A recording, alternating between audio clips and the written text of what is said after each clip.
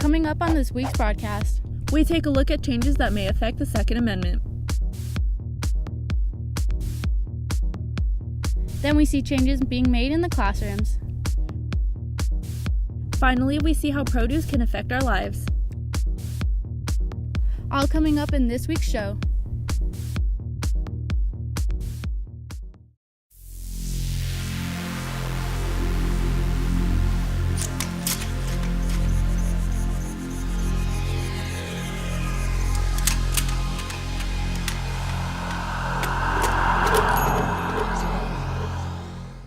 Good morning, Student Television Network, and welcome to this edition of Bulldog Broadcast. I'm Arira Ramirez. And I'm Susie Theus. This week we're presented with the theme of In with the New and Out with the Old. With that being said, we're here at Scenic View looking over a historic city where advancements are being made in our technology and our buildings.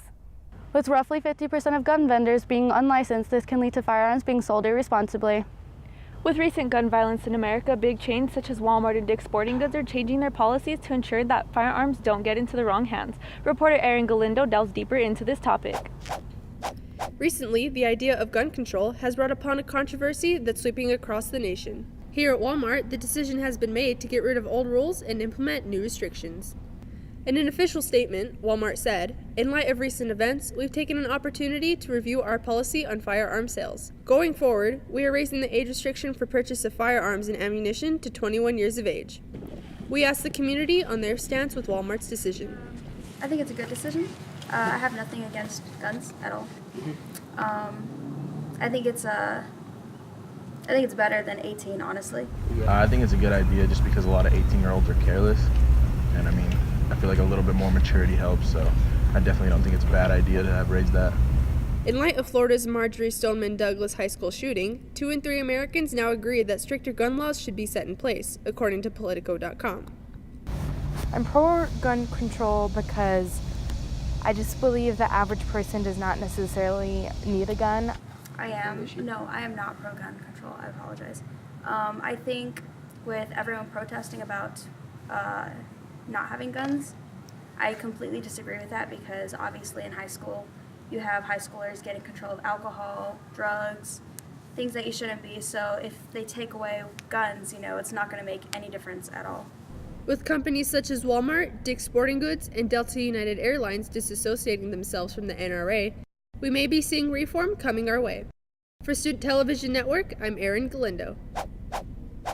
According to NCES.gov, 70% of the U.S. population ages 3 and over use the internet. Younger children are beginning to use paper less in their classrooms and more technology. With paper being replaced, that means less textbooks being put to use. Let's turn the page over to reporter Mia Tantunanati to tell us more. Times are always changing, whether it's a new road being built or an upcoming business getting its start. Since the beginning of time, history is always being made. Just like here at Tomba Elementary School, where teachers are trading in their textbook for a new source of information. So my kids rotate around stations. I have 5 iPads, and then I have 3 desktop computers that work. So for the upper grades, for 3, 4, and 5, we have access to programs called RazKids, and we use things like Tumble Books, where the kids have access to reading for stories. According to EdTech magazine, 74% of educators support technology in the classroom. Special education teacher here at Tomba says it gives her students a more inclusive way of learning.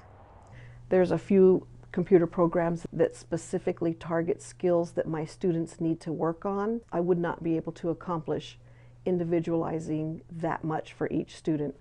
So I do think that technology allows the students to receive the exact education they need. And then 2, it helps them present things in different ways that might be more adaptable to them. It's all individualized and confidential. Though technology is everywhere, some teachers still prefer the pencil to paper method. It's nice to not have to have bookshelves filled with textbooks. Plus devices can be very distracting. I would prefer to have paper instead of devices. No matter the personal opinion, every teacher just wants what's best for their students. And as George Couros said, technology can never replace great teachers, but technology in the hands of great teachers is transformational. Reporting for Student Television Network, I'm Mia Tantunanati.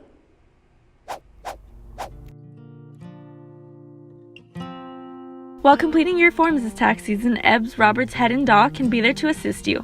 Locally owned and run, the accountants there will work individually on each of your forms. Located at 715 East Idaho Avenue, they will ensure that you receive the best refunds this tax season and many more to come. Organic products are now available in nearly 20,000 natural food stores in the U.S., according to USDA.gov.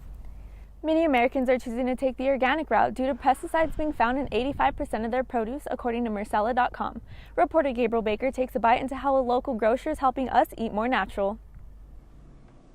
With new organic food stores opening in Cruces, such as Natural Grocers and Sprouts, which just opened days ago, it looks like it's time to be out with the old processed food and in with organic choices. Marian McCullen, a nutrition coach at Natural Grocers, elucidates on people wanting to make good choices and our main focus on helping others. We see more new people every week, every day. I see new people coming in. They want to make good choices, but there's a lot of information that may be good or may be bad out there, and we like to think we can help them make wise choices for their health. One of our main focuses is, besides the nutrition education, it's to have only the highest quality products. According to the CDC, 1/3 of the U.S. adults are battling obesity, but here in New Mexico, our obesity rates have decreased to 28.3%, putting us at 33 out of the 51 in the nation.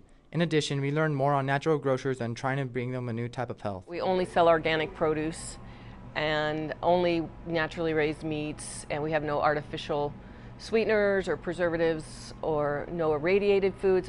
There's a lot of foods that are not allowed beyond our doors. People are getting fed up with how sick America is and our obesity epidemic, if you can call it that, and just starting to take matters into their own hands. Marianne also encourages others to be healthier and change the way you live, especially when there's available resources here in Las Cruces. Starting with real food. Get away from the processed food, the fast food, but naturally raised, natural foods, and also more vegetables. Americans do not eat enough vegetables, not just for our health, but the health of our environment.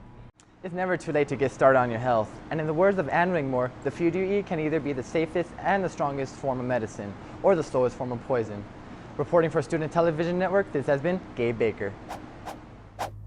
The secret of change is to focus all of your energy not on fighting the old, but building the new. A quote by Socrates meaning that in order to let go of the past, you must bring in the new. Once again, reporting for Bulldog Broadcast, I'm Susie Theus. And I'm Ari Ramirez. Thanks for watching.